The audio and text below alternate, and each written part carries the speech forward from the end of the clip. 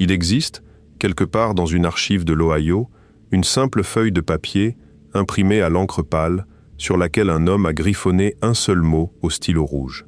3 lettres, un point d'exclamation. Nous sommes en août 1977 et cet homme s'appelle Jerry Heyman.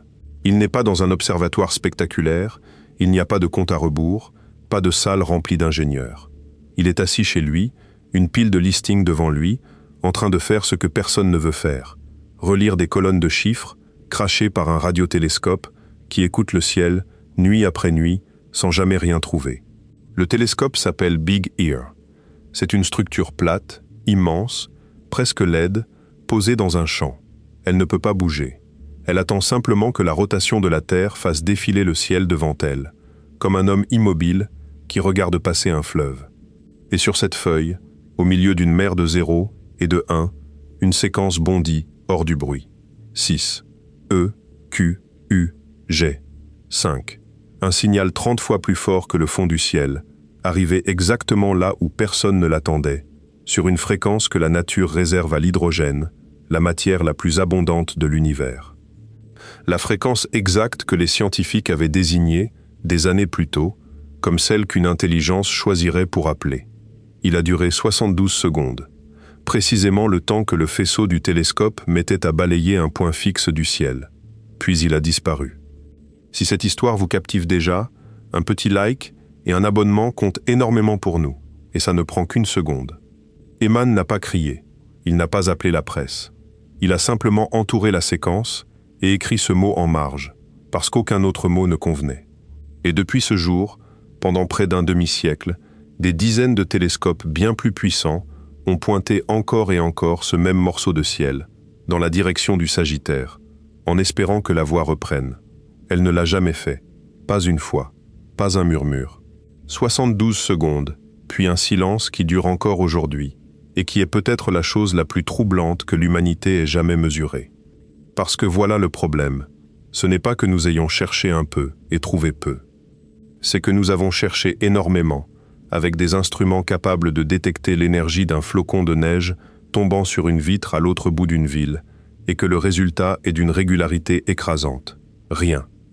Levez les yeux ce soir, si le ciel est dégagé, et si vous vous trouvez loin des lumières de la ville. Vous verrez peut-être 2 ou 3 000 étoiles. C'est tout ce que l'œil humain peut saisir. 2 ou 3 000 points, et vous avez déjà l'impression que c'est trop, que ça déborde, que ça ne peut pas tenir dans une seule pensée. Maintenant, sachez ceci. Chacun de ces points est un soleil, et notre galaxie en contient entre 100 et 400 milliards. Vous n'en voyez donc pas même un millionième. Et notre galaxie n'est qu'une île. Autour d'elle, dans le noir, flottent d'autres îles par centaines de milliards. Quand le télescope spatial Hubble a pointé pendant des jours une zone de ciel apparemment vide, une région si minuscule qu'on aurait pu la cacher derrière un grain de sable tenu à bout de bras, il n'a pas vu du vide. Il a vu des milliers de galaxies, chacune contenant des centaines de milliards d'étoiles, dans un grain de sable. Voilà le décor. Un univers d'une abondance presque insultante, où la matière première de la vie, le carbone, l'oxygène, l'azote, l'eau, se retrouvent absolument partout où l'on regarde. Des molécules organiques flottent dans les nuages de gaz entre les étoiles. De l'eau existe en quantité inimaginable dans des nébuleuses lointaines, gelées sur des comètes, cachées sous la croûte de lunes glacées à quelques centaines de millions de kilomètres de nous. Les ingrédients ne sont pas rares. Ils sont banals. Ils sont le pain quotidien du cosmos.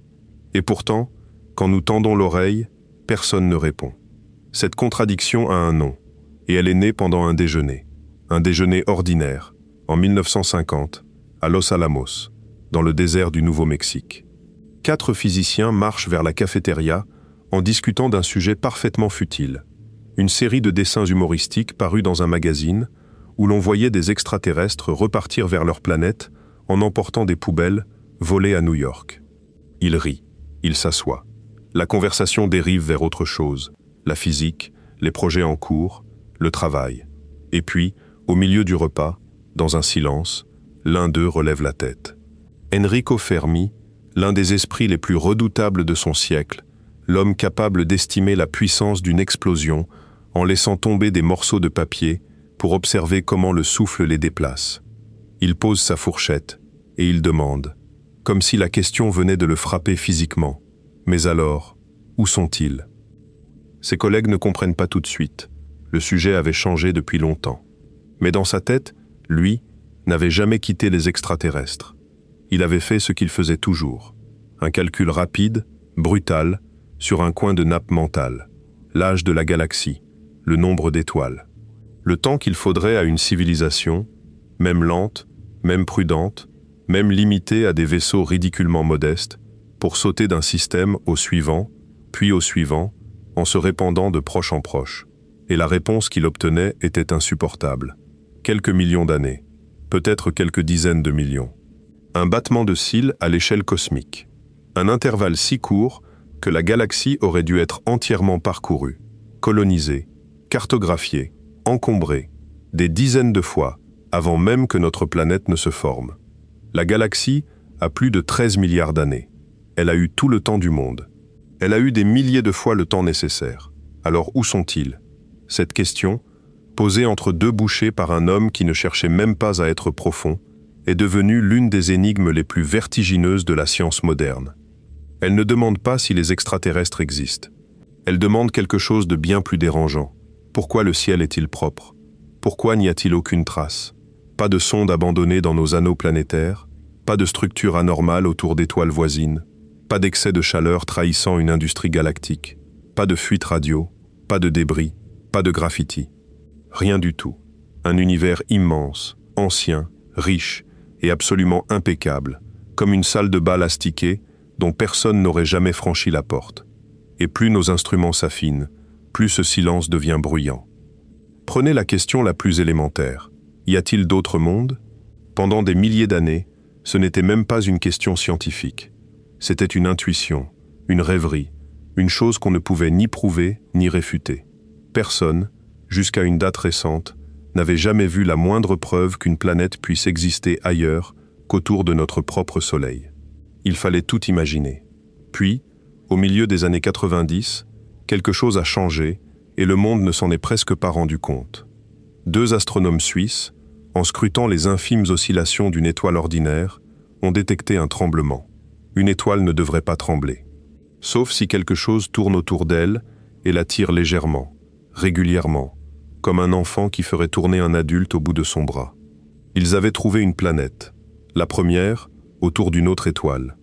C'était une planète absurde, une géante gazeuse collée à son soleil, bouclant son année en 4 jours, chauffée à plus de 1000 degrés. Rien à voir avec ce que les modèles prévoyaient.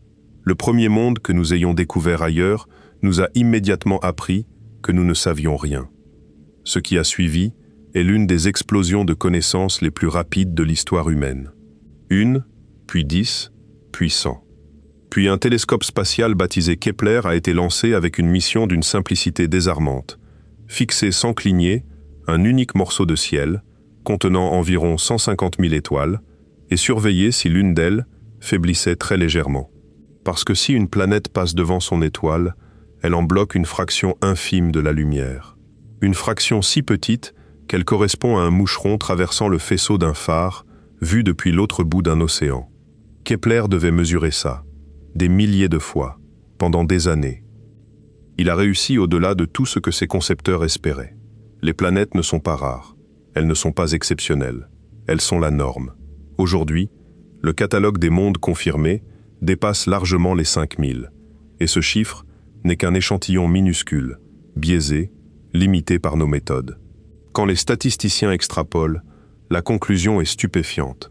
En moyenne, chaque étoile de notre galaxie possède au moins une planète, ce qui signifie qu'il y a, rien qu'autour de nous, plus de mondes que d'étoiles, des centaines de milliards de planètes, des mondes de lave, des mondes d'océan global sans le moindre continent, des mondes où il pleut du verre fondu horizontalement, poussé par des vents de plusieurs milliers de kilomètres par heure, des mondes errants, éjectés de leur système, dérivant seuls dans le noir, sans soleil, depuis des milliards d'années. Et parmi eux, une fraction se trouve à la bonne distance de son étoile, ni trop près, ni trop loin, juste assez pour que l'eau puisse rester liquide à la surface. On appelle ça la zone habitable, et le nom est trompeur, car il ne garantit strictement rien. Il indique seulement que l'obstacle le plus évident n'est pas présent. C'est comme dire qu'un terrain est constructible. Ça ne veut pas dire qu'il y a une maison. Mais tout de même, faites le compte. Des centaines de milliards d'étoiles, des centaines de milliards de planètes. Des milliards, probablement, dans la zone habitable de leur étoile. Et derrière notre galaxie, des centaines de milliards d'autres galaxies faisant exactement le même calcul. Alors la question de Fermi ne s'atténue pas avec le temps. Elle empire. Chaque découverte la rend plus tranchante. Chaque nouveau monde confirmé rend le silence plus étrange. Commençons par le plus proche, pas par les abstractions, pas par les milliards, mais par le voisin d'à côté. Si vous vivez dans l'hémisphère sud, ou assez près de l'équateur, vous pouvez voir de vos propres yeux l'étoile la plus proche du Soleil. Enfin presque. Vous verrez un point brillant qui semble unique, mais qui est en réalité un système triple. 2 étoiles semblables au Soleil, qui dansent l'une autour de l'autre, et une troisième, minuscule, rouge, tellement faible qu'elle reste invisible à l'œil nu malgré sa proximité. Elle s'appelle Proxima. Elle est notre plus proche voisine stellaire, à un peu plus de 4 années-lumière. Et en 2016, on a découvert qu'elle possède une planète de masse comparable à la Terre, dans sa zone habitable. Prenez une seconde pour mesurer ce que ça veut dire. La toute première étoile après la nôtre, la plus proche de toutes, abrite un monde potentiellement rocheux, potentiellement tempéré. Si les mondes de ce genre étaient rares, la probabilité d'en trouver un dès la première porte serait dérisoire. Nous avons frappé à la porte du voisin immédiat, et il y avait quelqu'un chez lui. Ou du moins, il y avait une maison. Sauf que cette maison est bâtie dans une zone dangereuse. Proxima est une naine rouge, et les naines rouges ont un caractère épouvantable. Elles sont petites, économes, capables de brûler leur carburant pendant des milliers de milliards d'années, bien plus longtemps que l'univers n'a existé jusqu'ici. Mais elles sont instables. Leur surface est parcourue de tempêtes magnétiques qui se déchargent brutalement en éruptions colossales. En 2019, des instruments ont enregistré une éruption de Proxima qui a multiplié sa luminosité par plusieurs milliers en quelques secondes. Quelques secondes, et sa planète orbite si près qu'elle boucle son année en 11 jours terrestres. Elle a pris cette gifle de plein fouet. Une atmosphère peut-elle survivre à ça, répétée pendant des milliards d'années? Personne ne le sait. Certains modèles disent qu'elle serait arrachée, couche par couche, jusqu'à ce qu'il ne reste qu'un caillou nu et stérilisé. D'autres disent qu'un champ magnétique suffisamment robuste pourrait faire office de bouclier, comme celui qui protège la Terre du vent solaire depuis toujours. Le débat est ouvert et il est loin d'être théorique, parce que les naines rouges représentent environ 3/4 de toutes les étoiles de la galaxie. 3/4. Si la vie ne peut pas tenir autour d'elle, alors la majeure partie de l'univers vient d'être rayée de la carte d'un seul trait. Il y a un autre détail, plus subtil et plus poétique. Une planète aussi proche de son étoile finit par se bloquer. Les forces de marée la ralentissent jusqu'à ce qu'elle présente éternellement la même face à son Soleil, comme la Lune présente toujours le même visage à la Terre. Imaginez ce monde. D'un côté, un jour permanent, un soleil rouge immobile, suspendu au même point du ciel, pour toujours, sans lever, sans coucher, sans saison, sans horloge. De l'autre, une nuit qui n'a jamais connu la lumière, d'un froid capable de figer l'atmosphère elle-même. Et entre les deux, une bande étroite, un anneau crépusculaire qui fait le tour de la planète, où l'étoile rase l'horizon en permanence et où les ombres s'étirent à l'infini. Un ruban de terre coincé entre la fournaise et le gel. C'est là, disent certains chercheurs, que tout pourrait se jouer. Une civilisation née dans cette bande n'aurait jamais vu la nuit tomber. Elle n'aurait jamais eu de mot pour aube ni pour crépuscule, parce que ces deux choses seraient son état permanent. Ces vents seraient monstrueux, poussés sans relâche du côté chaud vers le côté froid. Son ciel n'aurait presque pas d'étoiles, écrasé par la lueur rouge d'un soleil qui ne bouge jamais. Et elle mettrait peut-être des siècles de plus que nous à comprendre qu'elle est posée sur une sphère. Puis il y a eu Trappiste 1, et là, c'est passé du curieux au stupéfiant. À une 40aine d'années-lumière d'ici, une étoile si petite et si froide qu'elle est à peine plus grosse que Jupiter. Une ampoule de veilleuse à l'échelle stellaire. Et autour d'elle, non pas une, non pas deux, mais 7 planètes de taille terrestre. 7. Toutes serrées dans un espace plus étroit que l'orbite de Mercure. Le système entier tiendrait à l'aise à l'intérieur de la distance qui nous sépare du Soleil. 3 de ces planètes se trouvent dans la zone où l'eau liquide est envisageable. Et le plus beau, ce sont leurs orbites. Elles sont verrouillées entre elles dans une résonance mathématique si précise que les astronomes l'ont transcrite en musique, chaque planète devenant une note dans un accord qui se répète depuis des milliards d'années sans jamais se désaccorder. Un mécanisme d'horlogerie parfaite, à 40 années-lumière, qui tourne dans le noir et que personne n'avait jamais entendu. Depuis la surface de l'une de ces planètes, le ciel serait une chose que nous n'avons jamais vue. Les planètes voisines apparaîtraient comme des disques, pas comme des points, plus grandes que notre Lune. Vous verriez leurs continents, vous verriez leurs nuages se déplacer. Vous pourriez suivre à l'œil nu la météo d'un autre monde. Et cette proximité change tout, y compris sur le plan psychologique.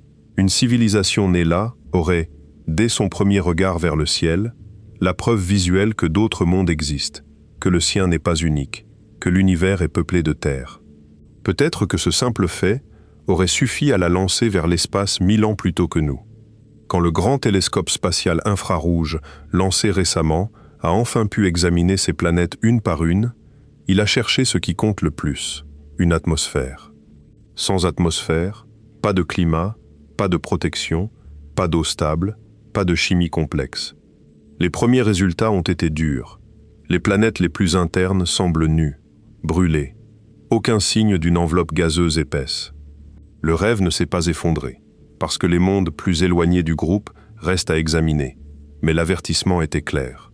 Être dans la bonne zone ne suffit pas. Il faut aussi avoir survécu à sa propre jeunesse, car les étoiles sont violentes quand elles sont jeunes.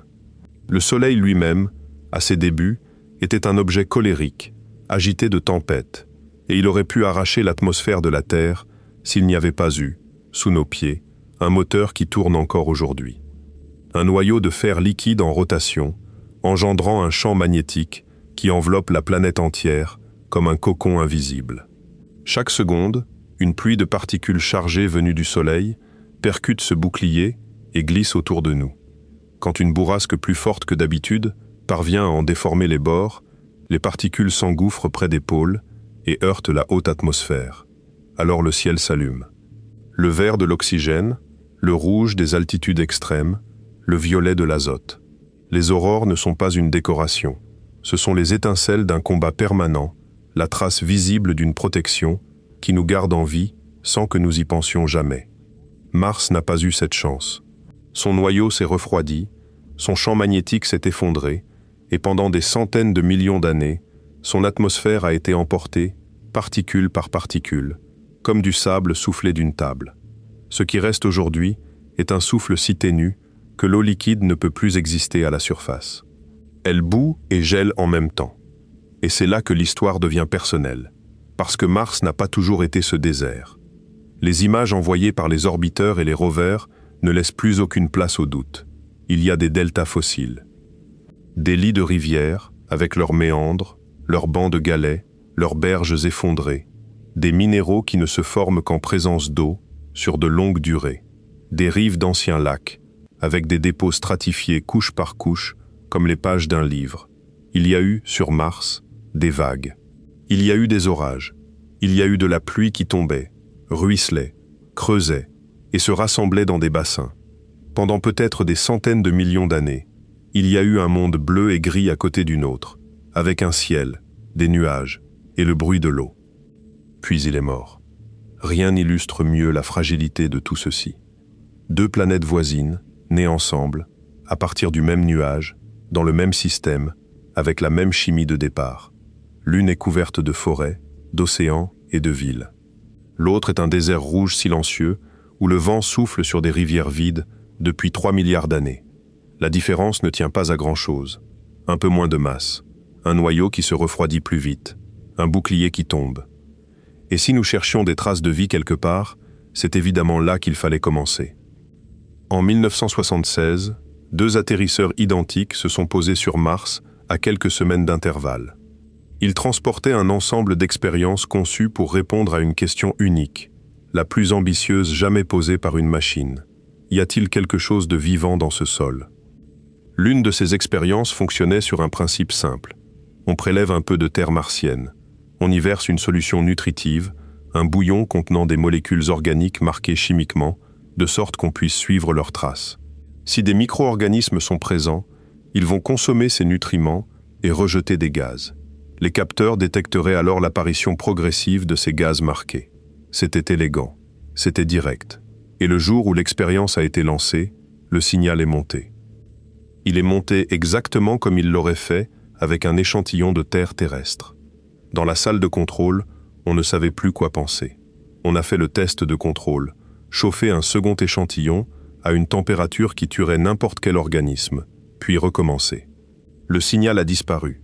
C'est précisément ce qu'on attendrait si la réaction était biologique. Tout collait, tout, sauf une chose. Un autre instrument à bord, chargé de détecter la présence de molécules organiques dans le sol, n'en trouvait aucune, pas la moindre trace. Et sans molécules organiques, il ne peut pas y avoir de biologie telle que nous la connaissons. Deux instruments sur la même machine, sur la même planète, dans le même sol, donnant des réponses incompatibles. Le débat a duré des décennies et n'est pas complètement clos aujourd'hui. L'explication majoritaire est chimique. Le sol martien contient des composés extrêmement réactifs, des sels capables d'oxyder violemment tout ce qu'on leur donne et de produire les mêmes gaz sans qu'aucun être vivant ne soit impliqué. Une réaction qui imite la respiration. Un faux positif d'une élégance cruelle. Mais un homme, le concepteur de l'expérience, a défendu jusqu'à la fin de sa vie l'idée que sa machine avait détecté ce qu'elle était venue chercher, et que nous avions simplement refusé de le croire. 20 ans plus tard, l'histoire a recommencé, mais dans un laboratoire terrestre. Une météorite trouvée dans les glaces de l'Antarctique s'est révélée être un morceau de Mars, arraché par un impact il y a des millions d'années, expédié à travers le vide, capturé par la Terre, et tombé sur une plaine de glace où le froid l'a conservé intacte.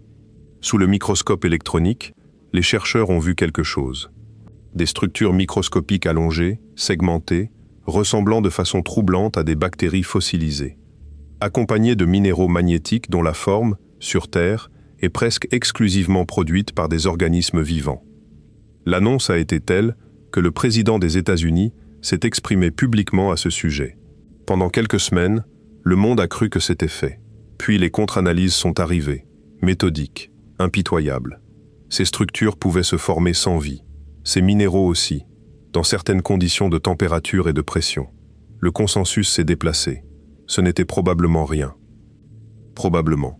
Le mot qui hante toute cette quête. Et ça continue.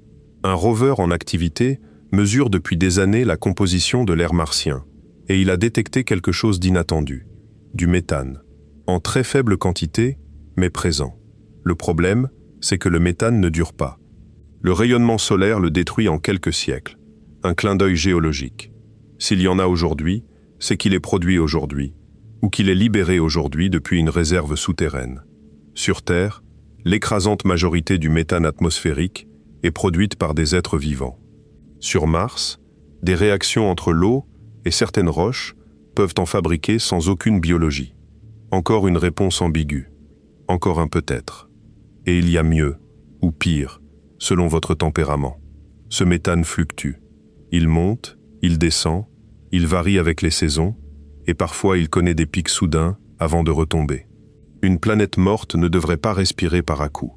Un orbiteur envoyé spécialement pour traquer ce gaz depuis l'espace n'en a presque rien vu, alors que le rover au sol continue d'en mesurer. Le désaccord entre les deux instruments reste, à ce jour, non résolu. Puis, un autre rover, plus récent, explore le fond d'un ancien lac où une rivière se jetait autrefois. Il roule sur ce qui fut un delta, et il est tombé sur une roche traversée de veines blanches, ponctuée de petites taches sombres cerclées de clair, disposées de façon régulière, comme un motif de léopard. Sur Terre, ce type de figure apparaît quand des microbes exploitent l'énergie chimique contenue dans le sédiment et modifient la couleur des minéraux autour d'eux.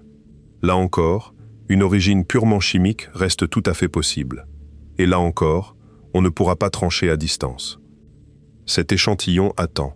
Il est scellé dans un tube métallique, posé à la surface de Mars, en attente d'une mission capable d'aller le chercher et de le ramener sur Terre, dans un laboratoire équipé d'instruments qu'aucune sonde ne pourra jamais transporter. Le jour où ce tube sera ouvert quelque part sur notre planète, dans une salle blanche, sous des dizaines de regards, l'histoire humaine pourrait basculer en une matinée. Mais Mars n'est peut-être même pas le meilleur endroit. Parce que pendant que nous avions les yeux rivés sur cette planète rouge et poussiéreuse, nous avons découvert que les véritables réservoirs d'eau liquide du système solaire ne sont pas là où l'on regardait.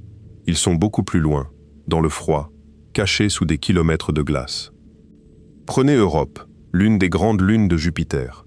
Vue de loin, c'est une bille blanche, lisse, presque sans relief, striée de longues lignes brunes qui se croisent comme des cicatrices ou des fêlures. Ces lignes sont exactement ça, des fractures. Une croûte de glace qui casse, se déplace, se ressoude. Et sous cette croûte, les mesures indiquent la présence d'un océan global d'eau salée, profond peut-être de 100 km, maintenu liquide non par la lumière du soleil, qui est ici trop lointaine et trop faible, mais par les forces de marée que Jupiter exerce sur elle. La géante l'étire, la comprime, la pétrit sans arrêt, et cette friction produit de la chaleur.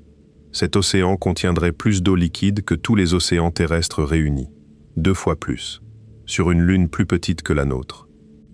Et Europe n'est pas seule. Autour de Saturne, une petite lune brillante appelée Encelade a offert l'un des plus beaux moments de l'exploration spatiale. Une sonde en orbite autour de Saturne a remarqué, en la survolant, quelque chose d'anormal près de son pôle sud. Des panaches, des jets de matière projetés depuis des fissures dans la glace, montant à des centaines de kilomètres d'altitude, si puissants qu'ils alimentent l'un des anneaux de Saturne en permanence. Alors les ingénieurs ont pris une décision magnifique. Ils ont modifié la trajectoire de la sonde pour la faire plonger directement à travers ces geysers. Une machine construite avant même que l'on sache que ces panaches existaient, allait traverser la matière expulsée d'un océan extraterrestre et l'analyser en vol. Elle y a trouvé de l'eau salée, des molécules organiques, certaines complexes, des grains de silice minuscules dont la formation exige un contact entre l'eau chaude et la roche, à des températures élevées, au fond de cet océan. Ce qui signifie qu'au plancher d'Encelade, il y a très probablement des sources hydrothermales, des cheminées crachant de l'eau chaude, chargées de minéraux dans le noir absolu. Or sur Terre, ces cheminées ne sont pas des lieux morts, elles sont des oasis. Autour d'elles vivent des écosystèmes entiers qui ne dépendent en rien de la lumière du soleil, des colonies de bactéries qui tirent leur énergie directement de la chimie du soufre et de l'hydrogène, et des animaux qui vivent de ces bactéries. Une biosphère parallèle, à des milliers de mètres de profondeur, dans une obscurité totale et une pression écrasante. Et plus tard, l'analyse des grains d'Encelade a livré une dernière pièce, du phosphore, sous forme de phosphate, en concentration bien supérieure à celle de nos propres océans. Le phosphore est l'un des éléments les plus rares et les plus indispensables de la chimie du vivant. Il est dans les membranes, dans les molécules qui transportent l'énergie, dans le support de l'information biologique. Sa présence était le grand point d'interrogation. Il n'y en a plus.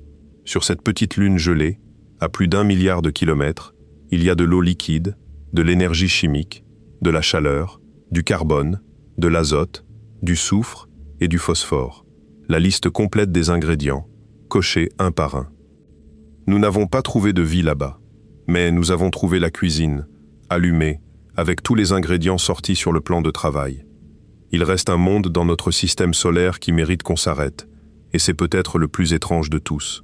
Titan, la plus grande lune de Saturne. C'est le seul objet, en dehors de la Terre, où l'on sait qu'il pleut, où des rivières coulent, où des lacs et des mers s'étalent à la surface, avec des côtes, des îles, des estuaires et des deltas. Sauf que ce liquide n'est pas de l'eau. Il fait moins 180 degrés là-bas. L'eau y est aussi dure que du granit. Les montagnes de Titan sont faites de glace d'eau, aussi solide que de la roche. Ce qui coule, ce qui tombe du ciel, ce qui remplit les mers, c'est du méthane et de l'éthane liquide. Titan a un cycle météorologique complet, avec évaporation, formation de nuages, précipitation, ruissellement et retour aux mers. Exactement comme le cycle de l'eau sur Terre, mais avec une autre molécule.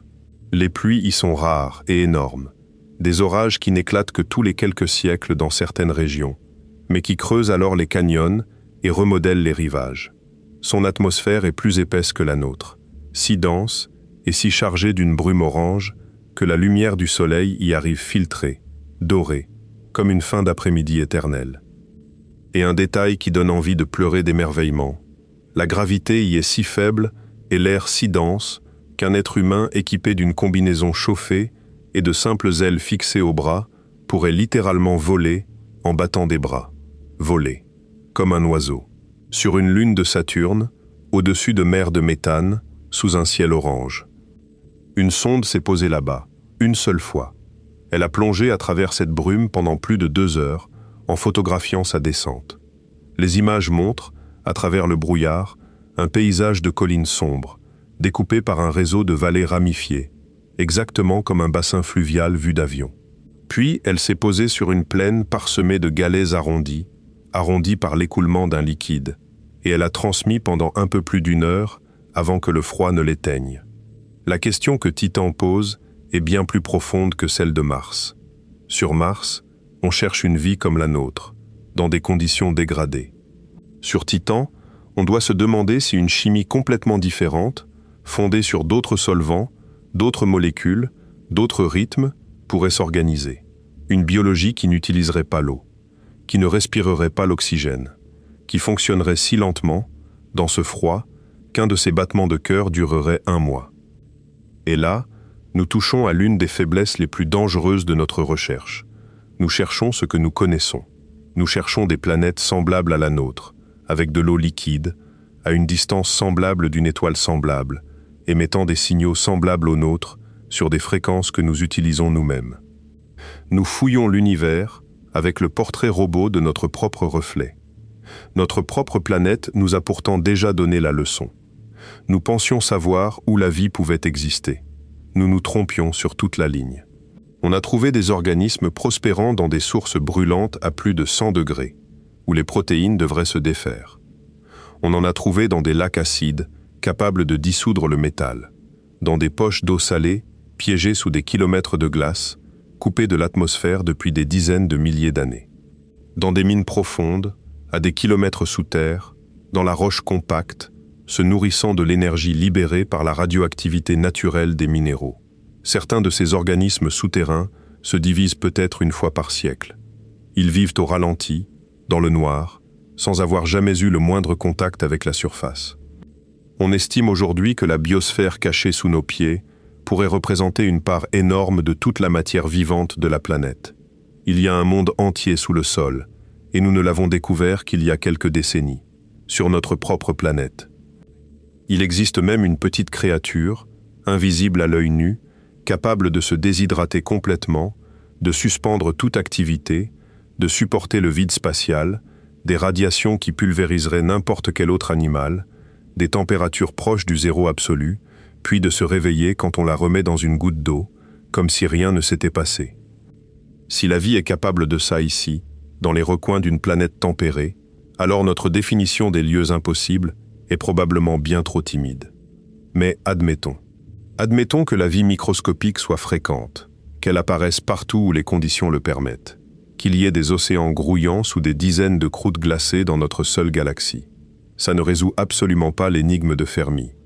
Parce qu'entre un océan de microbes et une civilisation qui construit des télescopes, il y a un gouffre que nous ne savons pas mesurer.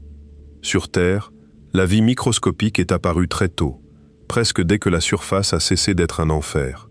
Puis pendant des milliards d'années, il ne s'est presque rien passé. Des milliards d'années de tapis microbiens, d'océans verdâtres, d'un monde vivant mais muet, sans arbres, sans animal, sans un seul œil pour regarder le ciel. La complexité a mis un temps invraisemblable à s'installer, et quand elle est arrivée, elle a failli disparaître plusieurs fois. Notre planète a traversé des catastrophes dont l'ampleur défie l'imagination. Il y a environ 250 millions d'années, une crise a effacé la quasi-totalité des espèces marines et la grande majorité des espèces terrestres. On parle de plus de 9 espèces sur 10 disparues. Les océans se sont vidés, l'air s'est appauvri en oxygène, et il a fallu des millions d'années avant que les écosystèmes retrouvent une quelconque richesse. Puis, bien plus tard, un objet de quelques kilomètres est tombé sur ce qui est aujourd'hui le golfe du Mexique, avec une énergie qui dépasse tout ce que l'humanité pourrait déclencher, en additionnant l'ensemble de son arsenal. Des roches vaporisées ont été projetées jusqu'à l'espace, sont retombées en pluie incandescente sur la moitié du globe, et la poussière a masqué le soleil assez longtemps pour effondrer les chaînes alimentaires.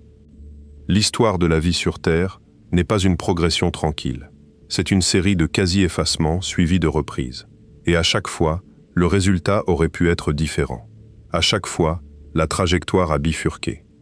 Alors quand nous demandons combien de civilisations existent dans la galaxie, nous butons sur une inconnue que nous ne pouvons pas estimer, parce que nous n'avons qu'un seul exemple. Un seul. On ne construit pas une statistique avec un point. C'est la faille au cœur de toutes les estimations. On peut aligner les chiffres, multiplier les étoiles par les planètes par les zones habitables, obtenir des nombres qui donnent le vertige, et au moment de multiplier par la probabilité qu'une biosphère produise une civilisation technologique, on doit inscrire un chiffre que personne au monde ne connaît. Ce chiffre peut être 1 sur 100, il peut être 1 sur 1000 milliards. Selon celui que vous choisissez, la galaxie est bondée ou complètement vide, et rien dans nos connaissances actuelles ne permet de trancher. Ce qui ne nous a pas empêchés d'écouter, obstinément. Pendant des décennies, à la fin de l'année 1967, dans un champ boueux près de Cambridge, une jeune doctorante surveille un instrument qu'elle a contribué à construire de ses mains, en plantant des piquets et en tendant des kilomètres de câbles sous la pluie anglaise. La machine crache ses données sur du papier millimétré déroulé par un stylet, plus de 30 mètres par jour. Elle les lit à la main, toutes. Un travail que personne n'envie et que personne d'autre ne ferait avec autant de patience. Un jour, elle remarque une anomalie. Un petit gribouillis, un frémissement dans le tracé, quelque chose qui ne ressemble ni à une interférence connue, ni à un phénomène répertorié. Il occupe à peine 1 centimètre de papier. Elle aurait pu passer à côté 1000 fois. Elle ne l'a pas fait, parce qu'elle avait déjà remarqué que cette chose revenait toujours au même endroit du ciel. Elle obtient un enregistrement plus rapide, plus détaillé, et ce qui apparaît est stupéfiant. Une série d'impulsions d'une régularité absolue. Un signal qui bat comme un métronome, avec une précision qu'aucun objet astronomique connu à l'époque ne pouvait produire. Un tic-tac cosmique, à intervalles d'un peu plus d'1 seconde, sans faiblir, sans dériver. Dans le laboratoire, on a envisagé sérieusement l'hypothèse la plus folle. Ils ont même surnommé la source, à moitié en plaisantant, du nom des petits hommes verts. Parce que dans la nature, on ne connaissait rien capable d'une telle régularité. Les étoiles vibrent, tournent, pulsent, mais pas comme ça. Une régularité pareille, dans l'expérience humaine, signifie une machine. Puis elle a trouvé une deuxième source du même type, dans une autre partie du ciel, avec une période différente. Et là, l'hypothèse extraterrestre s'est effondrée d'elle-même, avec un soulagement mêlé de déception. 2 civilisations indépendantes n'allaient pas envoyer par hasard le même type de bip depuis 2 directions opposées. C'était un nouveau type d'objet. Le cadavre d'une étoile massive, effondré sur lui-même après son explosion finale, comprimé jusqu'à une densité inconcevable. Imaginez une sphère de 20 km de diamètre, à peine la taille d'une grande ville, contenant plus de matière que le Soleil entier. Une cuillère à café de cette matière pèserait autant qu'une montagne. Cet objet tourne sur lui-même, à une vitesse démentielle, parfois plusieurs centaines de tours par seconde, et projette 2 faisceaux de rayonnement depuis ses pôles magnétiques. Quand l'un de ces faisceaux balaie la Terre, nous recevons une impulsion, un phare gravitationnel qui tourne dans le noir depuis des millions d'années. Certains de ces objets sont si stables qu'ils rivalisent avec les meilleures horloges atomiques construites par l'humanité. On peut les utiliser pour se repérer. Ils sont devenus, littéralement, des balises de navigation naturelle. La leçon est restée. L'univers fabrique des signaux réguliers. L'univers imite les machines. Et chaque fois que nous trouvons quelque chose d'anormalement propre, d'anormalement précis, il faut d'abord vider entièrement le catalogue des explications naturelles avant même de prononcer le mot que tout le monde a en tête. Cette discipline, c'est ce qui distingue la recherche sérieuse du fantasme. Et elle a été appliquée sans relâche. Bien avant l'épisode des pulsars, un jeune astronome avait déjà osé faire la chose que personne n'osait faire. Utiliser un vrai télescope, du temps d'observation réel, coûteux, disputé, pour écouter 2 étoiles proches et semblables au Soleil. Il ne cherchait pas de la poussière, ni des ondes de choc, ni la structure d'une galaxie. Il cherchait un message. Ses collègues trouvaient l'idée au mieux excentrique. Il l'a fait quand même, pendant des semaines, à l'aube, seul dans une cabine de contrôle glacée. Il a effectivement capté un signal fort et net, dès les premiers jours.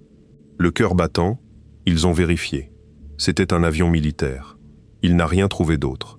Mais il avait ouvert une porte, et il a formulé peu après une manière d'organiser la question. Une équation qui n'a jamais servi à calculer quoi que ce soit et n'a jamais prétendu le faire.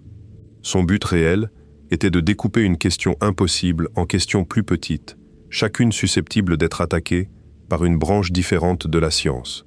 Combien d'étoiles naissent? Combien ont des planètes? Combien de ces planètes sont viables? Et ainsi de suite, jusqu'à la dernière inconnue, la plus dérangeante de toutes, celle qui n'a rien à voir avec l'astronomie. Combien de temps une civilisation technologique survit-elle? Cette dernière ligne est celle qui hante tous ceux qui travaillent sur le sujet. Parce que si la réponse est 100 ans, alors la galaxie peut avoir produit des millions de civilisations et être vide à chaque instant, chacune s'allumant et s'éteignant comme une luciole, jamais deux au même moment, jamais assez longtemps pour se rencontrer.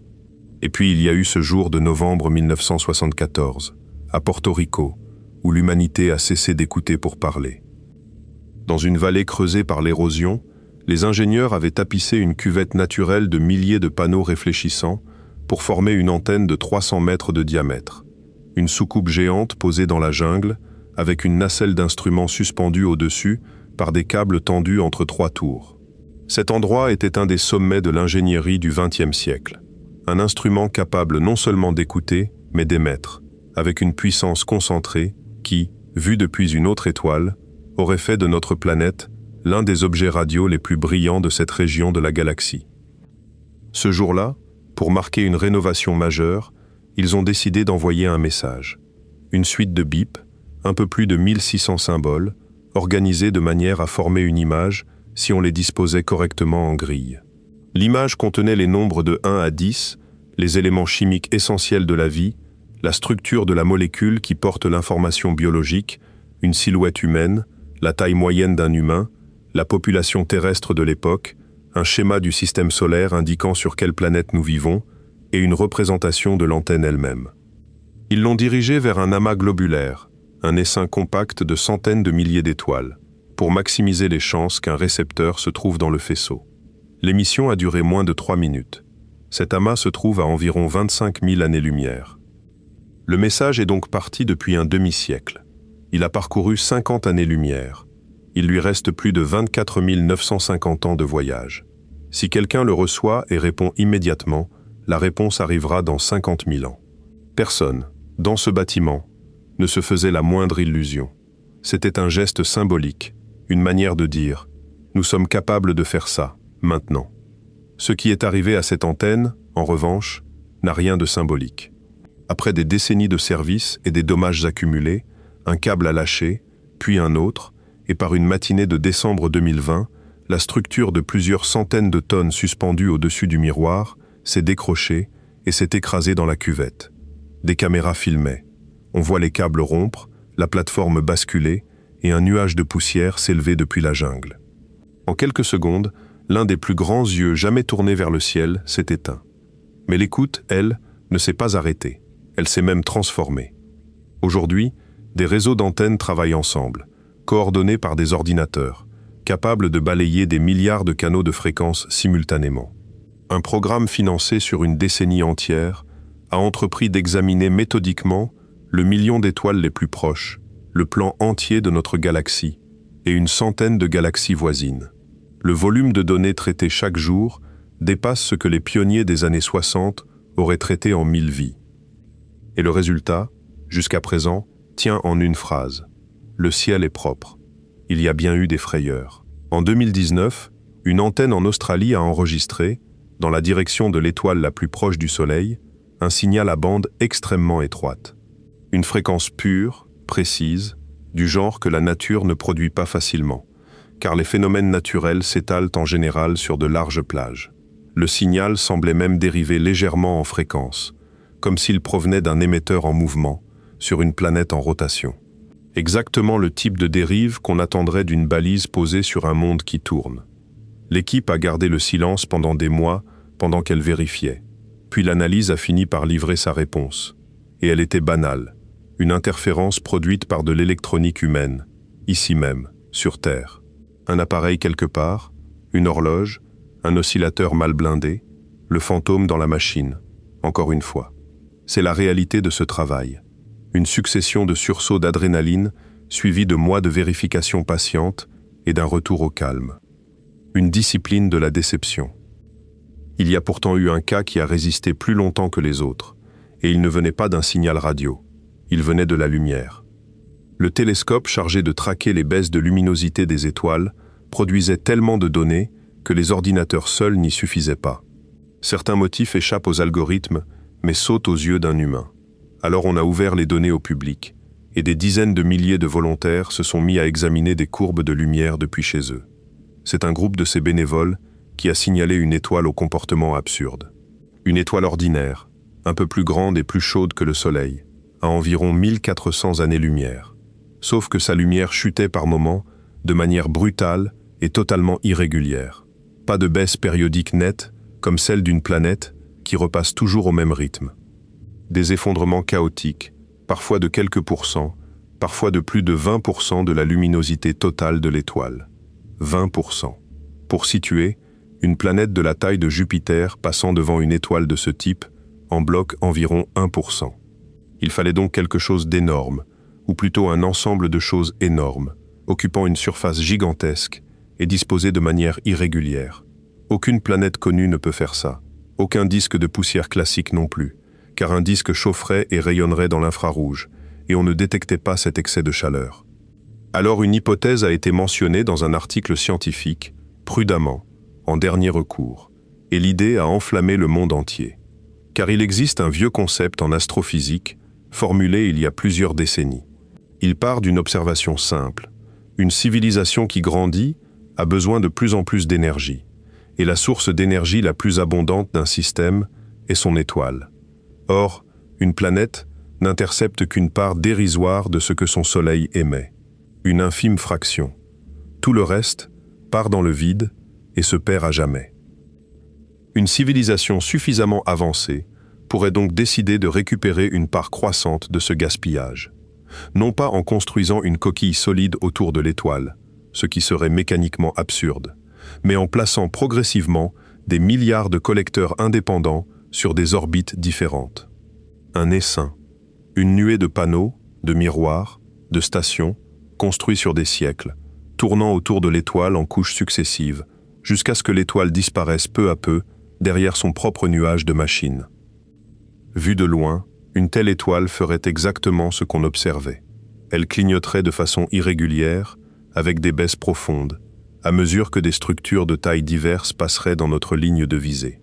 Pendant quelques mois, cette étoile a été l'objet le plus surveillé du ciel. Des radiotélescopes ont été braqués dessus pour chercher des émissions artificielles. Des équipes ont fouillé les archives photographiques anciennes pour voir si sa luminosité avait déjà varié par le passé. Des observatoires du monde entier se sont coordonnés pour la surveiller en continu et être prêts au prochain effondrement. La réponse est arrivée par une observation astucieuse. Lors d'une nouvelle baisse, on a mesuré la lumière dans plusieurs couleurs simultanément, et on a constaté que la lumière bleue diminuait davantage que la rouge. Ce détail a tout tranché. Un objet solide et opaque bloquerait toutes les couleurs de la même manière, comme une main devant une lampe. Seule de la matière très fine, de la poussière aux grains microscopiques, filtre la lumière de façon sélective en diffusant plus efficacement le bleu. Ce n'était pas une structure, c'était probablement un nuage de débris, peut-être les restes d'un corps désintégré par les marées de l'étoile, dont les fragments continuent de tourner en formant des essaims irréguliers. Une explication naturelle, encore. Mais quelle explication? Une étoile en train de dévorer les restes d'un de ses propres mondes, et la poussière de ce cadavre planétaire qui projette son ombre sur nos télescopes à 1400 années-lumière de distance. L'histoire ne s'arrête pas là, parce qu'elle a lancé une idée nouvelle. Si les grandes civilisations laissent forcément des traces thermiques, alors cherchons ces traces à grande échelle. Toute énergie utilisée finit par être rejetée sous forme de chaleur. C'est une loi à laquelle personne n'échappe, pas même une intelligence d'1 million d'années d'avance. Un ordinateur chauffe, une ville chauffe. Une civilisation qui exploite l'énergie de milliards d'étoiles doit rayonner cette chaleur quelque part, dans l'infrarouge. Alors une équipe a examiné les relevés infrarouges de dizaines de milliers de galaxies, cherchant celles qui brilleraient anormalement dans la chaleur, par rapport à leur lumière visible. Une galaxie dont une part importante des étoiles serait entourée de collecteurs apparaîtrait sombre en lumière visible et rouge de chaleur en infrarouge. Une galaxie transformée en machine. Le résultat de cette recherche, sur 100 000 galaxies, est un des plus vertigineux de toute l'histoire de la question. Pas une seule galaxie ne montre le signe d'une exploitation énergétique massive. Sur 100 000 systèmes contenant chacun des centaines de milliards d'étoiles, personne n'a construit à grande échelle. Ce n'est plus une absence locale. C'est une absence à l'échelle de volumes d'univers si vastes que les mots perdent leur prise. Et pendant ce temps, notre système solaire a reçu 2 visiteurs. En octobre 2017, un télescope à Hawaï repère un objet faible qui se déplace vite. Trop vite. Les calculs de trajectoire livrent un résultat sans ambiguïté. Cet objet n'est pas lié au Soleil. Il n'est pas en orbite. Il vient de l'extérieur. Il a plongé dans notre système, contourné le Soleil, et il repart pour ne jamais revenir. C'était le premier objet interstellaire jamais observé traversant notre voisinage. Un fragment venu d'un autre système, ayant peut-être voyagé pendant des centaines de millions d'années dans le vide avant de nous frôler. Le problème, c'est qu'il était déjà en train de partir quand on l'a trouvé. Nous n'avons eu que quelques semaines pour l'étudier, et il était trop petit et trop lointain pour qu'on puisse en obtenir une image nette. Nous n'avons jamais vu à quoi il ressemblait. Nous n'avons vu qu'un point. Mais ce point variait en luminosité de manière extrême et régulière, sur une période de quelques heures. Cela signifie qu'il tournait sur lui-même et que sa forme était très allongée, dans des proportions qu'on ne rencontre pratiquement jamais chez les astéroïdes ordinaires. Certains modèles suggéraient un objet en forme de cigare, d'autres, une forme aplatie, comme une crêpe ou un disque. Et il y avait autre chose. En s'éloignant, sa trajectoire ne suivait pas exactement ce que la gravité seule prévoyait. Il accélérait légèrement. Chez une comète, cela s'explique facilement. La glace se sublime au contact de la chaleur solaire, les jets de gaz agissent comme de minuscules moteurs et poussent le noyau. Sauf que celui-ci ne montrait aucune queue, aucune chevelure, aucun signe visible de dégazage. Un objet interstellaire, de forme inhabituelle, en rotation, qui accélère sans qu'on voie pourquoi. Le débat a été féroce. Des explications naturelles solides ont été proposées. Un dégazage d'hydrogène pratiquement indétectable, un fragment de glace très pur, un morceau arraché à une planète détruite, ou un objet si peu dense et si fin que la simple pression de la lumière solaire suffisait à le pousser. Cette dernière idée est fascinante en soi, car la lumière exerce bel et bien une poussée, faible mais réelle, sur toute surface qu'elle frappe. 2 ans plus tard, un second visiteur interstellaire est passé, et celui-là était sans mystère, une comète tout à fait classique, avec sa queue, sa chevelure et sa chimie familière, simplement née ailleurs. Elle a prouvé que ces passages ne sont pas exceptionnels. Notre système solaire est traversé en permanence par des fragments venus d'ailleurs. Nous n'avions simplement jamais eu les instruments pour les repérer. Ce qui veut dire que la matière voyage entre les étoiles. Constamment, des morceaux d'autres mondes ont probablement déjà touché la Terre au cours de son histoire. Le cosmos n'est pas fait de systèmes hermétiques. Il fuit de partout. Alors reprenons la question de ce déjeuner de 1950, avec tout ce que nous avons appris depuis. Les planètes sont partout. Les ingrédients sont partout. La matière circule entre les étoiles. La galaxie est vieille de plus de 13 milliards d'années, et le ciel est vide. Il n'y a que 2 grandes familles de réponses possibles, et chacune est plus dérangeante que l'autre. La première dit qu'ils ne sont pas là, que le vide est réel, que le silence est honnête, et qu'il existe quelque part sur le chemin qui mène d'une planète stérile à une civilisation galactique, un obstacle si difficile que presque rien ne le franchit. Un goulet d'étranglement. Une étape où presque tout s'arrête. Cette idée est redoutable parce qu'elle se retourne immédiatement contre nous. Il n'y a que 2 positions possibles pour cet obstacle. Derrière nous ou devant nous. S'il est derrière nous, tout va bien. Cela voudrait dire que quelque chose dans notre histoire a été extraordinairement improbable et que nous avons déjà franchi ce passage sans le savoir. Peut-être l'apparition même de la vie, cette transition qui reste l'un des grands mystères non résolus de la science. Peut-être le passage de la cellule simple à la cellule complexe, cette étape où une cellule en a intégré une autre pour former un partenariat qui n'a, semble-t-il, réussi qu'une seule fois dans toute l'histoire de notre planète et dont dépendent absolument tous les organismes visibles à l'œil nu.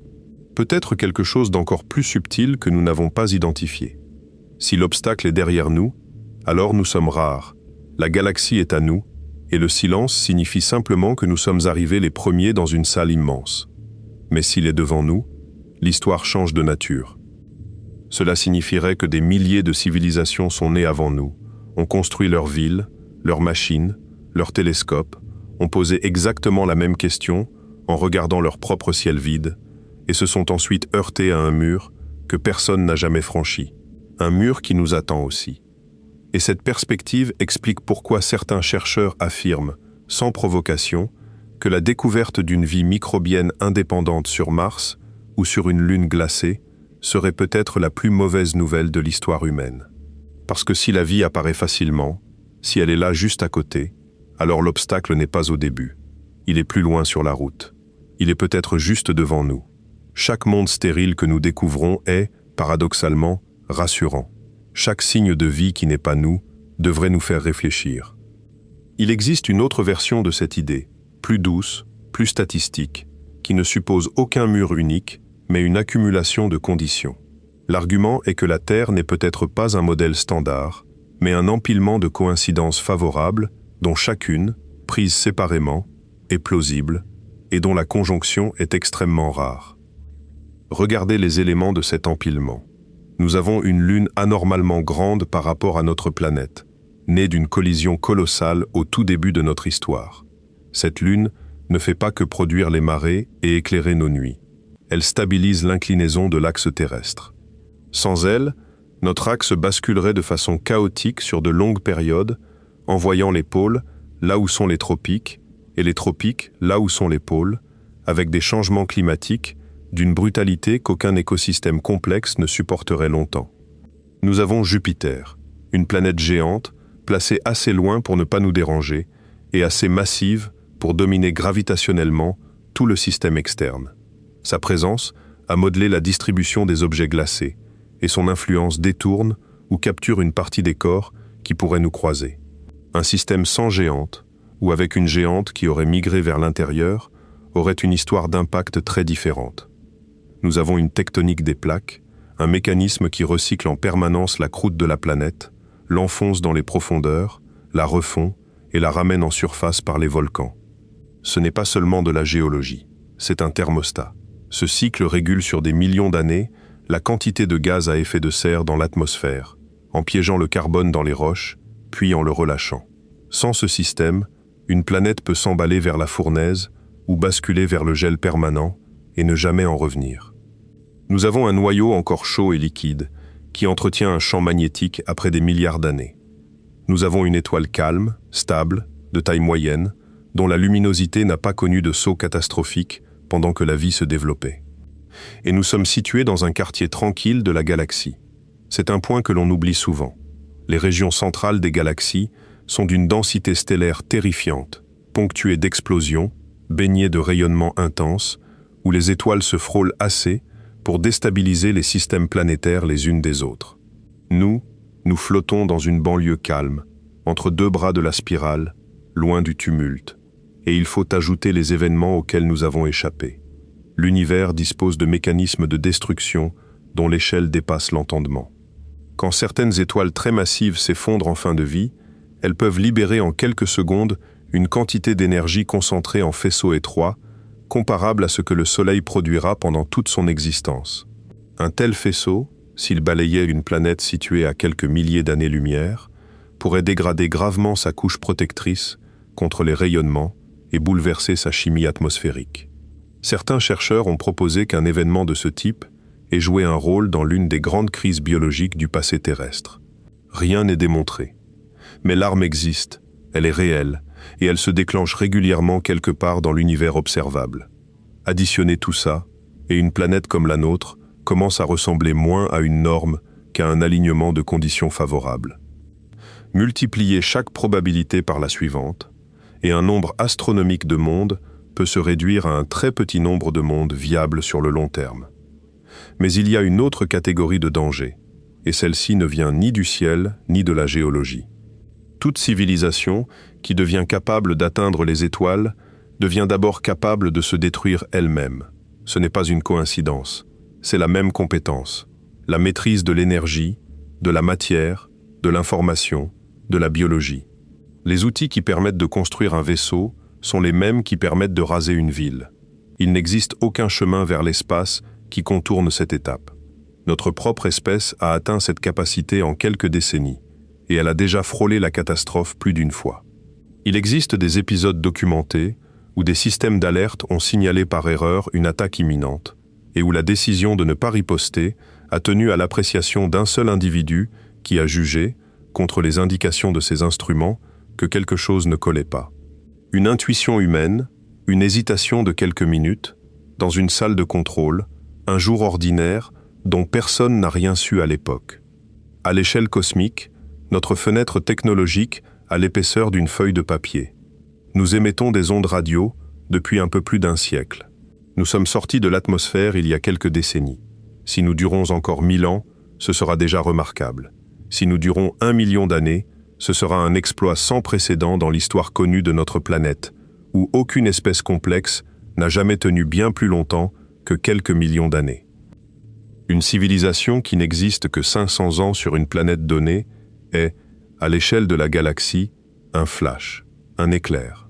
6000 civilisations se sont allumées dans notre galaxie depuis sa formation, mais que chacune n'a brillé que 500 ans, réparties au hasard sur 13 milliards d'années, la probabilité que 2 d'entre elles se croisent est presque nulle. Elles seraient des lucioles dans une nuit immense, chacune s'éteignant bien avant que la lumière de la précédente ne l'atteigne. Le ciel pourrait donc être un cimetière, rempli de ruines, des planètes portant encore, sous la poussière ou les océans, les vestiges de villes bâties et abandonnées, avant même que notre système solaire ne se forme. Des mondes qui ont posé la même question que nous, obtenu le même silence, et se sont tus à leur tour. Voilà pour la première famille de réponses. Passons à la seconde, celle qui suppose que le ciel n'est pas vide du tout, mais que nous sommes incapables de voir ce qui s'y trouve. Commençons par la version la plus simple, la moins spectaculaire, et probablement la plus vraie. Nous venons à peine de commencer à regarder, et nous regardons très mal. Faites l'expérience mentale suivante. Prenez toutes les recherches d'écoute, menées depuis les débuts, additionnez le nombre d'étoiles examinées, les plages de fréquences balayées, les durées d'observation, la sensibilité atteinte. Rapportez ce total au volume qu'il aurait fallu couvrir pour affirmer sérieusement que la galaxie est silencieuse. Le calcul a été fait. Le résultat, selon les hypothèses retenues, revient à peu près à ceci. Nous avons prélevé l'équivalent d'un verre d'eau dans tous les océans de la Terre, nous n'y avons trouvé aucun poisson et nous en tirons des conclusions sur la vie marine. Un verre d'eau, dans tous les océans. Ajoutez à cela que nous cherchons presque exclusivement des ondes radio, parce que c'est ce que nous savons faire et parce que c'est ce que nous utilisons nous-mêmes. Or, notre propre civilisation est en train d'abandonner cette technologie sous sa forme la plus détectable.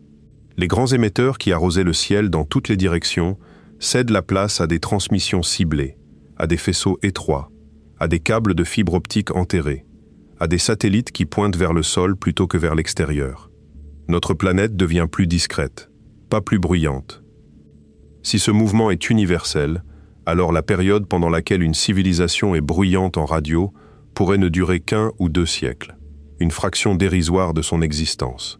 Chercher des civilisations par leur fuite radio reviendrait à chercher des villes en cherchant la fumée des cheminées à charbon. Et il y a le mur du temps. Rien ne va plus vite que la lumière.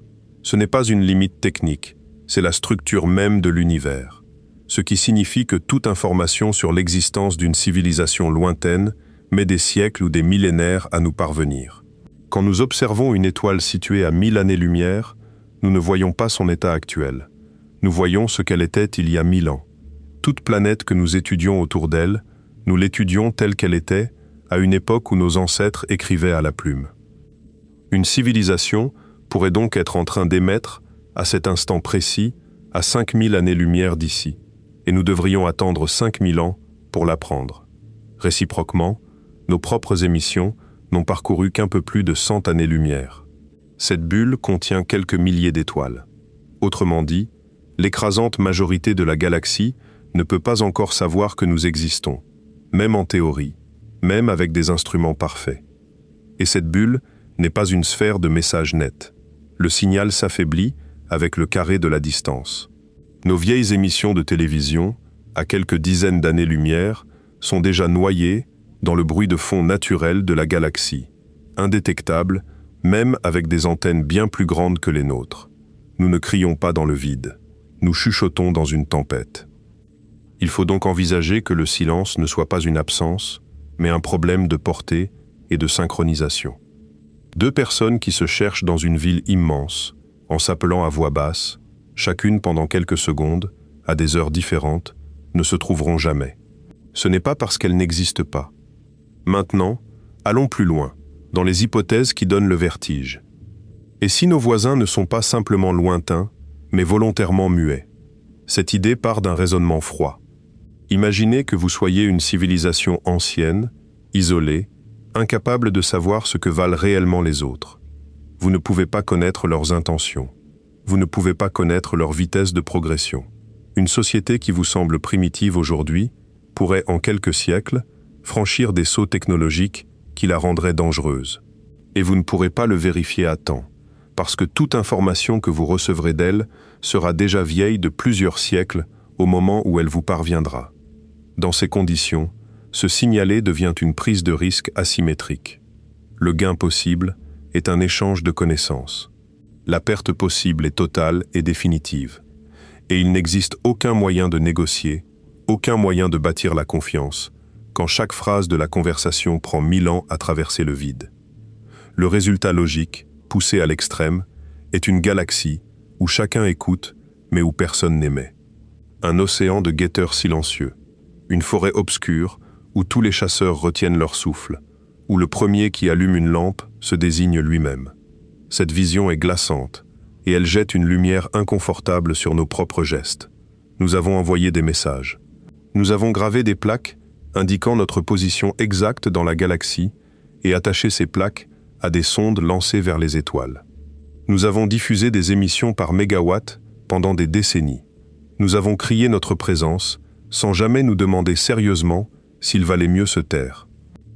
Le débat existe réellement dans la communauté scientifique, et il est plus tendu qu'on ne l'imagine.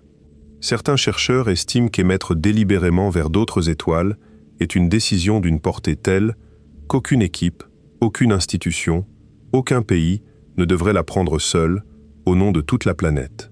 D'autres répondent que le débat est déjà clos par les faits.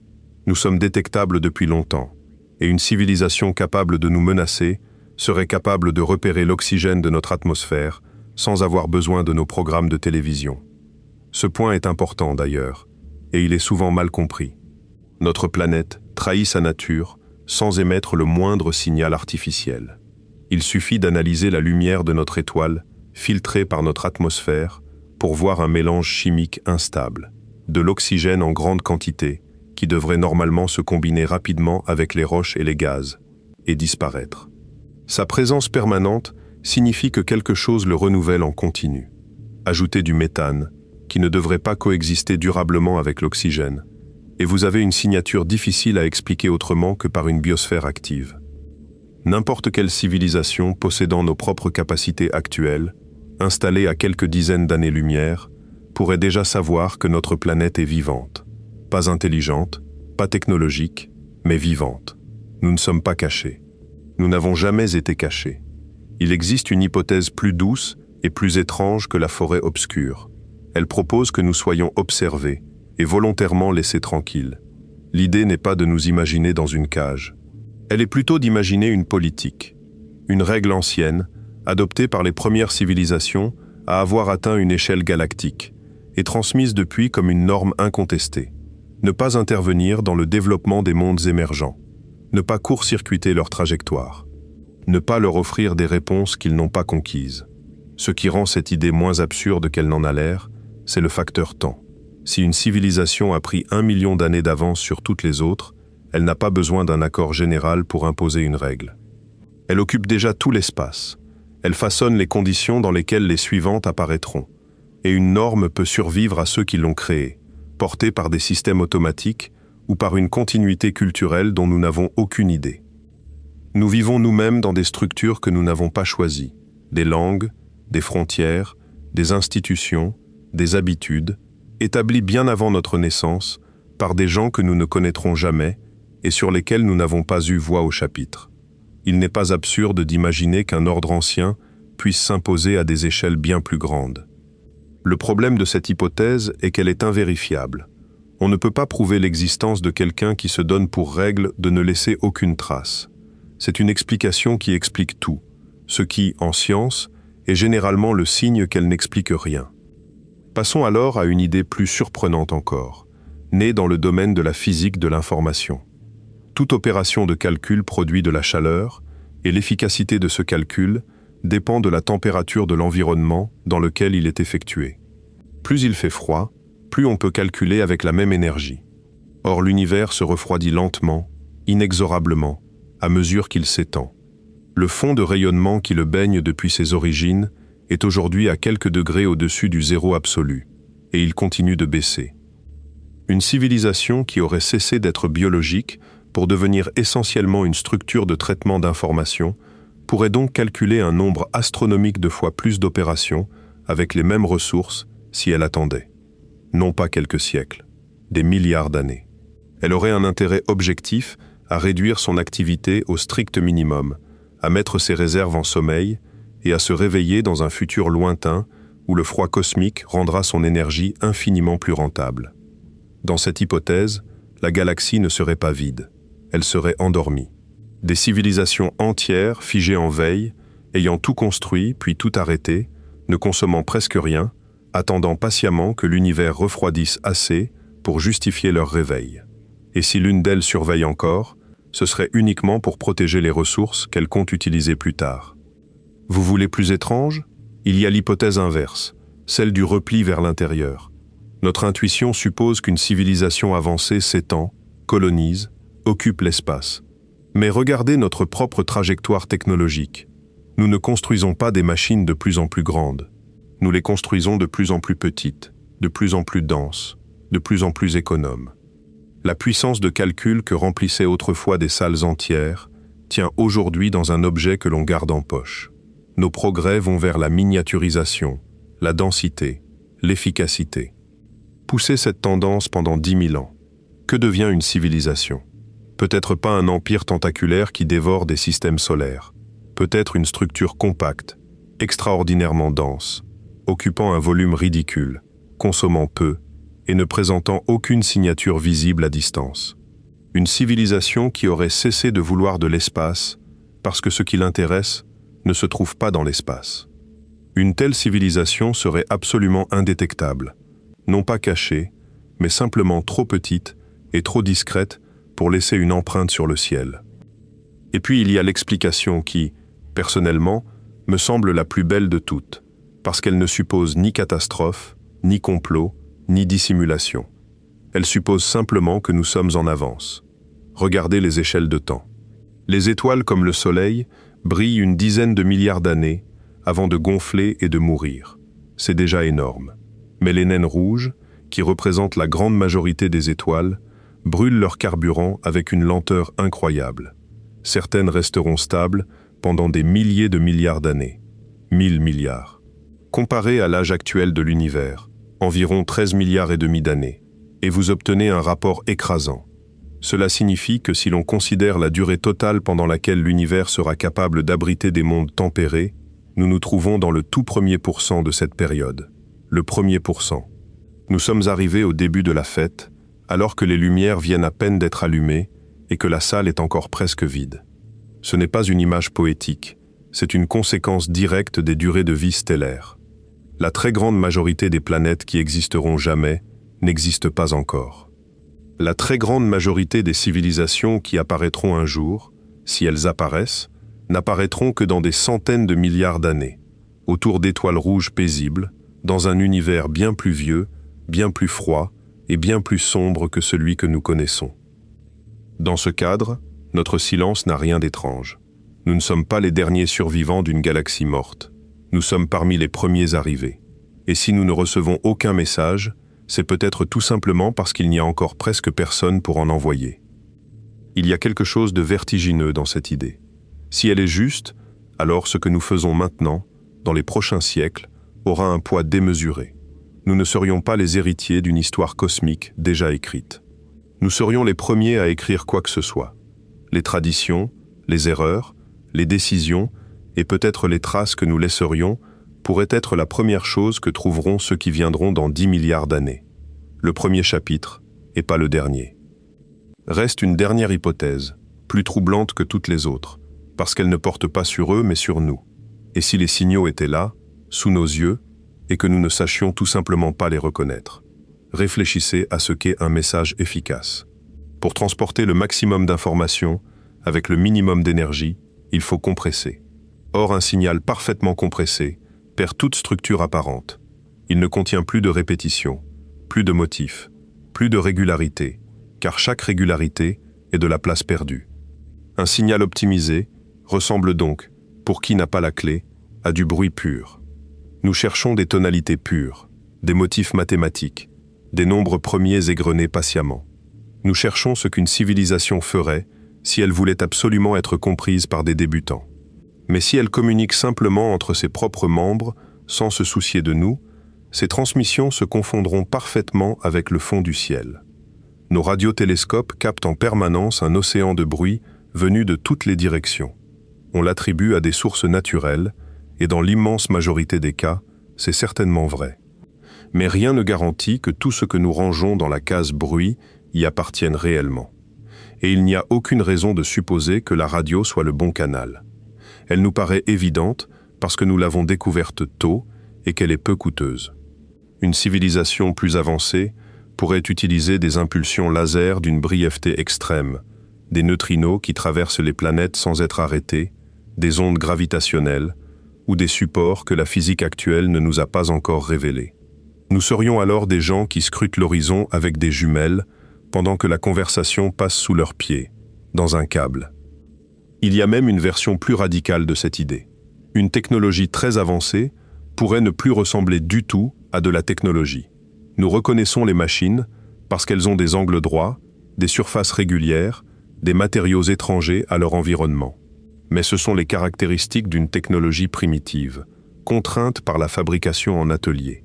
Une ingénierie qui travaillerait à l'échelle moléculaire, en s'appuyant sur les processus naturels plutôt qu'en les contrariant, produirait des objets impossibles à distinguer d'un phénomène ordinaire. Comment reconnaîtrait-on une machine qui a l'apparence d'un nuage de poussière, d'un anneau planétaire, d'une comète ou d'une variation dans la luminosité d'une étoile? Nous aurions peut-être déjà photographié cette chose des centaines de fois, en la classant dans un catalogue, en lui attribuant un numéro et une explication. Je vais vous donner un exemple réel de la difficulté. En 2007, en fouillant de vieilles archives, un étudiant a repéré une impulsion radio extraordinairement brève et extraordinairement puissante, enregistrée des années plus tôt sans que personne y prête attention. Quelques millisecondes. Une décharge d'énergie colossale venue de très loin, hors de notre galaxie. Puis d'autres ont été trouvées. Des dizaines, puis des centaines. On les appelle aujourd'hui les sursauts radio rapides, et pendant des années, personne n'a su ce qui les produisait. Leur énergie était telle qu'en quelques millièmes de seconde, elle libérait l'équivalent de ce que le Soleil produit en plusieurs jours. Certaines se répétaient, d'autres non. L'une d'elles a même montré une périodicité troublante, revenant selon un cycle régulier. Toutes les hypothèses ont été envisagées, y compris les plus exotiques, y compris l'idée de faisceaux d'énergie, servant à propulser des voiles interstellaires. Puis, une observation a fait basculer le dossier. Un sursaut de ce type a été détecté à l'intérieur de notre propre galaxie, et son origine a pu être localisée avec précision. C'était un astre extrême, un résidu stellaire ultra-dense, doté d'un champ magnétique d'une puissance inconcevable, capable de subir des séismes dans sa croûte solide et de libérer d'un coup une énergie monstrueuse. Encore une fois, la nature. Encore une fois, plus étrange que ce que nous avions imaginé. Mais notez le chemin parcouru. Pendant plus de 10 ans, nous avons eu sous les yeux un phénomène que nous ne comprenions absolument pas, dans des données que nous possédions déjà. Combien d'autres choses de ce genre attendent, en ce moment même, dans des disques durs, sous forme de courbes, que personne n'a encore regardées de la bonne façon? Car c'est ainsi que se font aujourd'hui la plupart des découvertes. Pas dans l'œil collé à un oculaire, mais dans des montagnes de données. Les grands relevés du ciel produisent des quantités d'informations si énormes qu'aucune équipe humaine ne pourra jamais les examiner ligne par ligne. Un observatoire moderne peut photographier l'intégralité du ciel visible tous les quelques jours et générer des millions d'alertes par nuit, chaque fois qu'un point change de luminosité ou de position. Quelque part dans ce déluge, l'anomalie que nous cherchons est peut-être déjà passée. Signalée par un algorithme, classée comme artefact, archivée, oubliée. Et elle attend qu'un regard, un jour, s'y arrête assez longtemps. C'est exactement ce qui s'est passé avec le signal de l'Ohio. C'est exactement ce qui s'est passé avec la première impulsion de pulsar sur son papier millimétré. C'est exactement ce qui s'est passé avec l'étoile obèse de lumière absurde, repérée par des volontaires depuis leur salon. Dans cette histoire, ce n'est jamais la machine la plus grande qui trouve. C'est la personne qui refuse de détourner les yeux. Pendant que nous écoutons, quelque chose de nous est déjà parti. À la fin des années 70, 2 sondes ont été lancées à quelques semaines d'intervalle pour profiter d'un alignement des planètes géantes qui ne se reproduit qu'une fois tous les 175 ans environ. Leur mission initiale devait durer quelques années. Elle fonctionne encore, presque un demi-siècle plus tard, avec une puissance électrique comparable à celle de quelques ampoules et une mémoire informatique inférieure à celle d'une clé USB bon marché. Elles ont montré à l'humanité des choses qu'aucun télescope n'aurait pu révéler. Les volcans en éruption sur une lune de Jupiter, les premiers jamais observés ailleurs que sur Terre, les craquelures d'Europe. La structure fine des anneaux de Saturne, divisée en milliers de rubans. Les tempêtes bleues de Neptune. Puis, elles ont continué, vers le vide. Avant de partir, on a fixé sur chacune d'elles un disque plaqué or, protégé par une housse gravée d'instructions pour le lire. Ce disque contient des images de notre monde, des sons de notre planète, le bruit du vent, de la pluie, du tonnerre, des vagues qui se brisent, le chant des oiseaux, des salutations dans des dizaines de langues et des musiques venues de nombreuses cultures. Il contient aussi l'enregistrement des battements d'un cœur humain et l'activité électrique d'un cerveau pendant une méditation. Ce disque est plaqué, or non pas pour le prestige, mais parce que l'or ne se corrode pas. Dans le vide interstellaire, à l'abri de l'érosion, ces objets pourraient survivre pendant des centaines de millions d'années. Ils dureront très probablement plus longtemps que les montagnes, plus longtemps que les continents dans leur forme actuelle, plus longtemps que tout ce que nous avons jamais bâti sur cette planète. Les 2 sondes ont franchi la frontière, où le vent de particules émis par le Soleil s'arrête, freiné par le milieu qui règne entre les étoiles. Elles ont détecté ce passage en mesurant un changement brutal dans la densité du plasma autour d'elles, et depuis, elles se trouvent techniquement dans l'espace interstellaire. Elles sont aujourd'hui à plus de 20 milliards de kilomètres, si loin que leurs signaux, voyageant à la vitesse de la lumière, mettent une vingtaine d'heures à nous atteindre. Un jour, bientôt, leurs générateurs ne fourniront plus assez d'énergie. Les instruments s'éteindront un par un, puis l'émetteur. Elles deviendront silencieuses et continueront, indéfiniment, à la même vitesse, dans la même direction. Il faudra des dizaines de milliers d'années avant qu'elles ne s'approchent, même de loin, d'une autre étoile. Personne ne pense sérieusement qu'elles seront trouvées. Ce sont 2 bouteilles jetées dans un océan dont nous ne voyons pas les rives. Mais ce sont nos bouteilles, et le simple fait d'avoir choisi d'y mettre de la musique, le rire d'un enfant, le bruit de la pluie, plutôt que des données techniques ou des revendications, dit sur nous quelque chose que je trouve difficile à formuler sans émotion. Nous avons voulu que si quelqu'un, un jour, dans un futur inimaginable, ramasse ce disque, il apprenne d'abord à quoi ressemblait cet endroit et comment nous nous y sentions. Alors imaginons maintenant la scène inverse. Imaginons le jour où quelque chose arrive. Ce ne serait pas spectaculaire. Ce ne serait pas un vaisseau au-dessus d'une capitale. Ce serait un technicien devant un écran, une nuit ordinaire, remarquant un pic dans une bande de fréquences où il n'y a jamais rien. La première réaction serait l'agacement. Encore une interférence, encore un satellite, encore un four à micro-ondes mal blindé dans un bâtiment voisin. On demanderait au télescope de se détourner légèrement de la cible.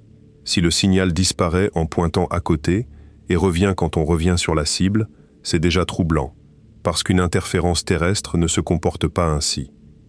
Ensuite, on appellerait un autre observatoire, sur un autre continent, sans donner de détails, en demandant simplement de pointer telle coordonnée à telle fréquence. Si une seconde équipe, avec un matériel différent, dans un environnement électromagnétique différent, voit la même chose, le sol commence sérieusement à bouger.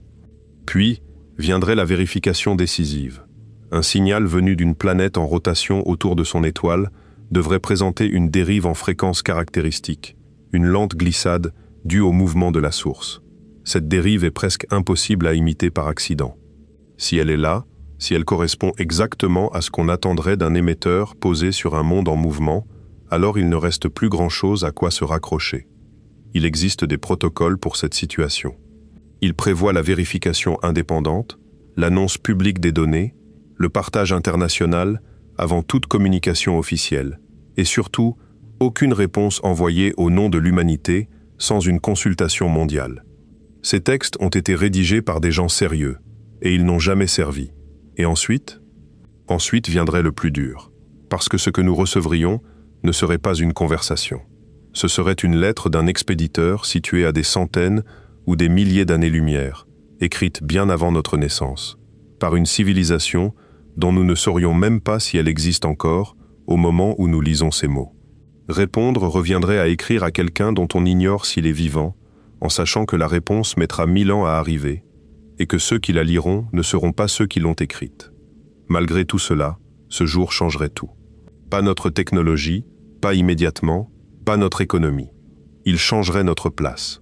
Chaque personne qui lèverait ensuite les yeux vers le ciel saurait qu'un point précis, parmi ces milliers de points, est habité, que nous ne sommes pas le seul endroit où quelque chose regarde en arrière. Et si ce jour n'arrive jamais, si nous cherchons encore 1000 ans et que le ciel reste muet, alors nous aurons appris autre chose, et cette leçon n'est pas moins importante. Nous aurons appris que ce qui se passe ici est infiniment plus rare que nous ne l'imaginions, que cette planète bleue, avec ses océans, ses forêts, ses villes éclairées la nuit, ses langues, ses musiques et ses milliards d'histoires simultanées, est peut-être la seule de son espèce dans un volume d'espace dont nous ne pouvons même pas concevoir l'étendue. Il y a une image que je n'oublie pas. Alors qu'une de ces sondes quittait définitivement le système solaire, on lui a demandé de se retourner une dernière fois et de photographier la Terre. À cette distance, notre planète n'occupait pas même un pixel entier. Elle apparaissait comme un point minuscule, presque effacé, pris dans un rayon de lumière diffusé par l'optique de l'appareil. Tout ce que vous connaissez tient dans ce point, toutes les personnes que vous aimez, tous ceux qui ont vécu avant vous. Chaque bâtiment, chaque champ, chaque rivière, chaque conversation, chaque nuit blanche, chaque matin. Tout ça, dans un grain de lumière à peine visible, photographié à 6 milliards de kilomètres, par une machine que nous avions construite de nos mains et lancée dans le noir. Nous ne savons pas encore si nous sommes seuls. Nous savons en revanche exactement ce que nous risquons de perdre. Alors nous continuons à écouter. De nouveaux instruments entrent en service, capables d'analyser la composition chimique de l'air d'une planète située à des dizaines d'années-lumière, en décomposant la lumière de son étoile, filtrée par son atmosphère. Des télescopes géants sont en construction, avec des miroirs de plusieurs dizaines de mètres, assez fins pour distinguer un monde de la taille de la Terre à côté de l'éblouissement de son soleil. Des sondes partent vers les lunes glacées pour survoler leurs geysers et sonder leurs océans à travers la glace. Des projets fous étudient la possibilité de propulser des sondes minuscules avec des faisceaux lumineux, à une fraction appréciable de la vitesse de la lumière, pour atteindre l'étoile voisine en quelques décennies plutôt qu'en millénaires. Nous ne trouverons peut-être rien de notre vivant. Mais chaque année, la question devient plus précise, les instruments plus fins, le filet plus serré. Et pendant ce temps, le ciel reste au-dessus de nos têtes, exactement comme il l'était pour ceux qui, il y a des milliers d'années, s'asseyaient devant un feu et regardaient les mêmes lumières en se demandant ce qu'elles étaient. Ils n'avaient pas nos mots, ils n'avaient pas nos chiffres, mais ils avaient la même sensation en levant la tête, ce mélange précis d'émerveillement et de vertige, cette impression de tenir en équilibre au bord de quelque chose d'immense. Nous n'avons pas encore la réponse, nous avons quelque chose d'autre, et ce n'est pas rien. Nous avons enfin les outils pour poser la question correctement. Alors ce soir, si le ciel est clair, sortez quelques minutes, regardez vers le haut. Prenez le temps de vraiment voir ces points, un par un, et de vous rappeler que chacun est un soleil, que la plupart possèdent des mondes, et que la lumière qui touche vos yeux en ce moment a voyagé pendant des années, parfois des siècles, uniquement pour arriver jusque-là. Peut-être qu'à cet instant précis, dans une de ces directions, quelqu'un fait exactement la même chose. Il lève la tête vers un ciel qu'il ne comprend pas encore complètement, cherchant un signe, retenant son souffle, et se demandant, comme nous, s'il est seul. Et sa lumière est déjà en route.